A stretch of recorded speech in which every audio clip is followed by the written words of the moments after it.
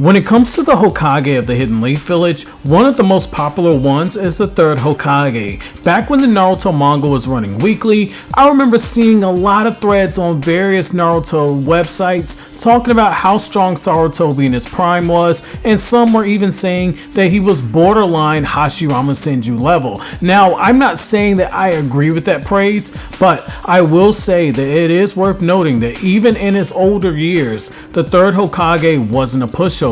That's why in this latest installment of the Naruto True Power series, I plan to look at the true power of the Third Hokage. So let's get started with the massive elephant in the room. Sarutobi was also called the Professor, but he was also called a shinobi god and was directly trained by the second Hokage, and at times he was even trained by the first Hokage, Hashirama Senju himself. After many years, Sarutobi then went on to become the teacher of the legendary Sannin of Konoha, who we all know as being Tsunade, Jiraiya, and Orochimaru. Even in his older years, there were character statements putting the Third Hokage as the strongest out of all of the 5 living Kage, which would put him above Gaara's father, Inoki, Mei, and even the Raikage. However, was this praise warranted? Well, the answer is shockingly, quite possibly, yes. The Third Hokage possessed mastery over all 5 changes in chakra nature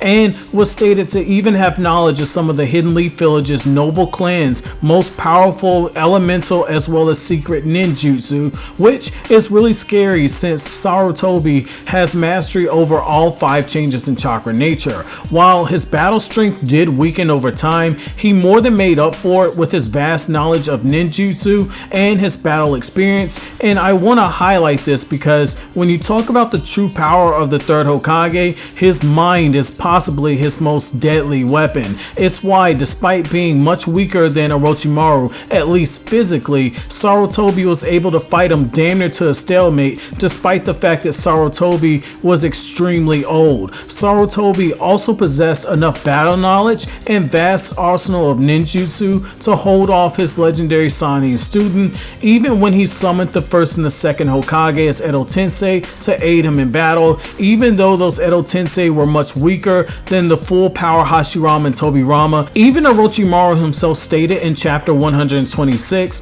that if Sarutobi had been a decade younger, that he would have killed him despite using the Edo Tensei ninjutsu as well as having the Sound 4 back him up, which in itself speaks wonders since Orochimaru had the power of a S-rank ninja, which allowed him to join the Akatsuki, and he managed to kill one of the 5 Kages before the Chunin exams. Even in his old brittle age, Sarutobi possessed enough chakra to crack stone as he began to mold his chakra. While he wasn't shaking the ground like Hashirama Senju did, it's pretty damn impressive given that Sarutobi was old enough to collect his AARP card and get free ramen bowls from Ichiraku Ramen Shop on Sundays. For the older Sarutobi, using shadow clones did take a toll on him, but his extreme chakra control allowed him to use high level ninjutsu back to back to back and get the full potency of the jutsu without putting much strain on his body. This would explain why,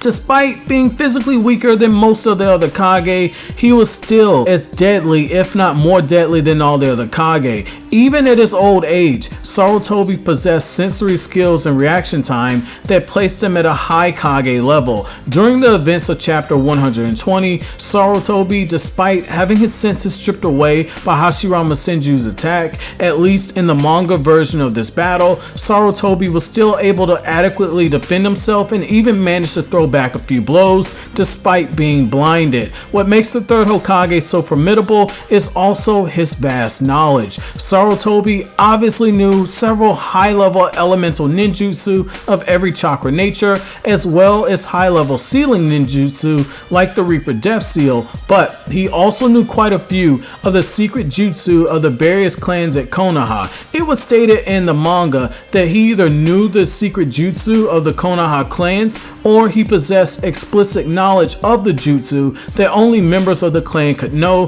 which speaks again to Sarutobi's greatest strength being his mind. A lot of these jutsu are rooted in yin and yang release, and they don't require a Kekkei Genkai to use, which means that it makes it more likely that Sarutobi knows how to perform jutsu like the Shadow Paralysis Jutsu or the Akimichi clan's Human Expansion Jutsu, since they don't require Kekkei Genkai to use and instead are being taught throughout the generations by various members of the clans. Going even further into Sarutobi's intellect, look no further than the way that he broke down the power of the truth-seeking orbs in the Naruto manga during the war portion of the story. He figured out their weaknesses and their range after only seeing them being used one time. That's some analytical breakdown that we haven't seen since Itachi figured out the complexity of the Chibaku Tensei and how to counter it as Nagato was using it. However, when it comes to the Third Hokage, there's more to him than just his sharp mind. Sarutobi wasn't a slouch at using ninjutsu, being able to create mud rivers, streams of fire, and infuse his chakra into the mud river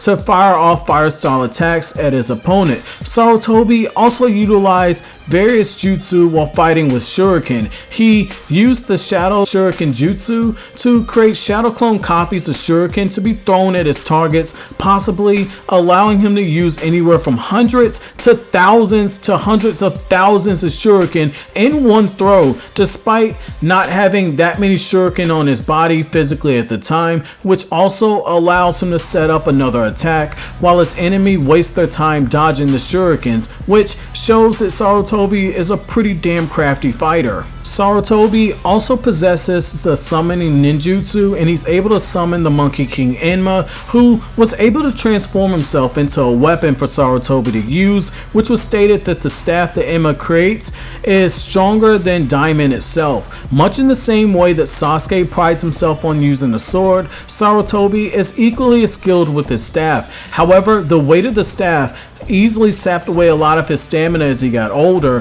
which means that if he resorted to using it in battle, then he needed to make every swing count before it sapped away his stamina or outright killed it. Another thing that should be noted when it comes to Sarutobi is that his mind and knowledge of ninjutsu allow him to come up with counters to legendary jutsu like the Reaper Death Seal. If you recall, this jutsu does take the soul of the caster. However, Sarutobi found a way around this in theory. He used the Shadow Clone to seal away the souls of the first and second Hokage, which allowed him to focus on Orochimaru. However, to be fair, it was never clarified if the Shadow Clone using the jutsu would result in Sarutobi losing his soul eventually, since Shadow Clones transfer over any damage and experiences back to their original body once the jutsu has been dispelled. When it comes to some of his more famous ninjutsu, Sarutobi obviously has extreme proficiency in fire release, since the Sarutobi clan is stated to have an extreme affinity for fire style jutsu in the Naruto manga.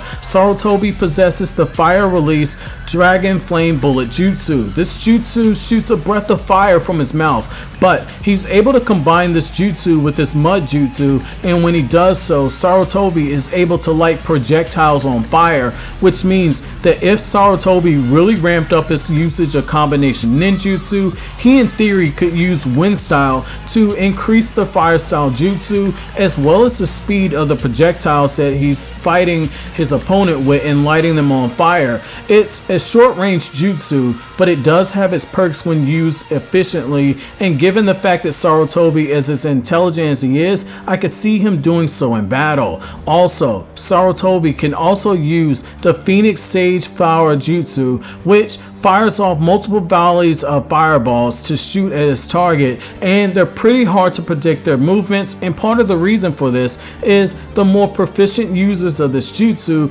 can control the individual flames as they wish, which makes avoiding them that much difficult. While it's only a C rank jutsu in difficulty, if the jutsu is used in the hands of a right ninja at the right time, it could prove to be very formidable. Sarutobi's strongest fire style jutsu is his Fire Dragon Flame Bullet Jutsu. After molding chakra, Sarutobi produces flames in the shape of a dragon. The heat given off by these flames varies depending on the level of chakra that's poured into the jutsu, but it should be noted that the temperatures can rise to as being so hot that it turns its target into ash upon contact. Sarutobi, when he uses this jutsu, can raise the level of the heat to the point where he can perfectly control the direction of the flames, and when Sarutobi ramps up the jutsu, the level of the heat is so great that it goes from being an orange color to being a whitish color that's almost invisible, and the dragon flames appear to lose their shape despite the high level of danger that they possess.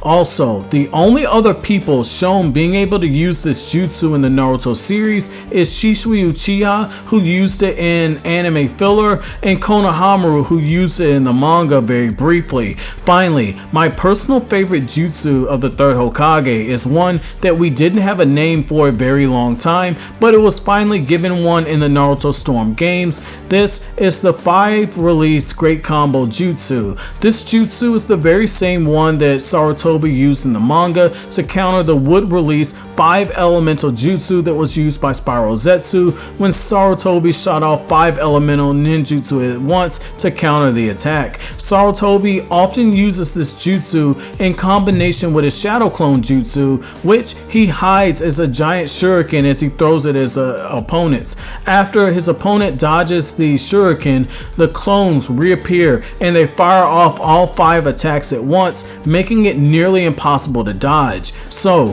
what did you guys think about Sarutobi's true power? Up next, I'll once again tackle the power of the 4th Hokage, a video that I did do in the past, but this time I'll be making a few changes and giving updated information that I cut out of the last video because I didn't want it to go over 10 minutes. With the Hokage portion of the True Power series now at the halfway point, let me know by voting in the poll in the upper right hand corner, that is the info cards, as well as in the community tab, which group you want to see me guys cover next, and your choices are these. Do you want me to cover the Akatsuki members, or do you want me to cover the 7 Ninja Swordsmen? As always, if you like anything I had to say, don't forget to comment, rate, subscribe, share. Thank you so much for watching, and if you know anyone who was a fan of the old content, don't forget to let them know about the channel. Have an incredible day, guys.